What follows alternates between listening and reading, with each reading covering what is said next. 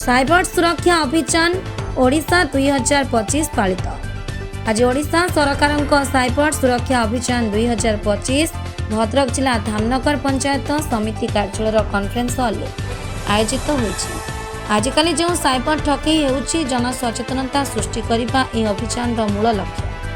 आज जन सचेतनता शिविर में मुख्य आकर्षण थिले धामनगर महाविद्यालय ऑक्सफोर्ड विद्यालय छात्र छात्री माने बहु संख्यार योगदान करने सह धामनगर आईनजीवी बुद्धिजीवी अवसरप्राप्त कर्मचारी बहु संख्यार योगदान करथिले। साइबर ठकई सचेतनता शिविर मंच संचालना करथिले धामनगर महाविद्यालय ओडिया विभाग अध्यापक चिन्मय कुमार जी। कार्यक्रम में विषय विशारद भाव जोग देथिले भद्रक अतिरिक्त आरक्षी अधीक्षक अंशुमान द्विवेदी।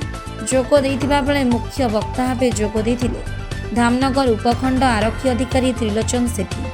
अन्य मानक मध्य मंचासीन थिले धामनगर एनएससी अध्यक्षा निवेदिता झेल, एनएससी उपाध्यक्ष ओसिम एस्तानी काद्री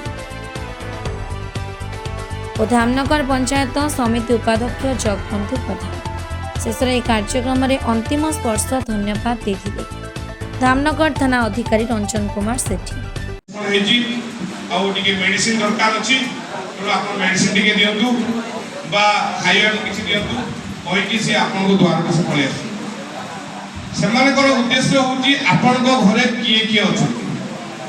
यदि आपन को सामने से आसी किछि टेलीफोन मोबाइल कथा वार्ता करूची आपन जानतु जे निश्चित भाव रे भ्रष्टाचार बा किछि लोक थिबे जे कि आपन को फॉलो करते।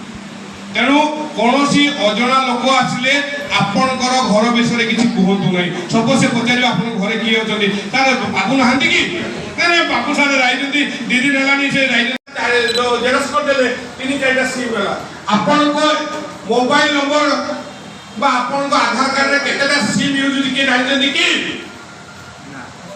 जानते तो आप अच्छे कौन आप अच्छी संचार साथी मन रखते संचार साथी आज जाई घरे समस्ते डाउनलोड करंतु कारण संचार साथी होची गवर्नमेंट ऐप एथिरे सब जिंस क्लियर लिखा जाई आपण देखिबे सेठी to know the SIM number सपियर। भद्रक जिला प्रतिनिधि सीताकांत विश्वाल रिपोर्ट मंचरित खबर।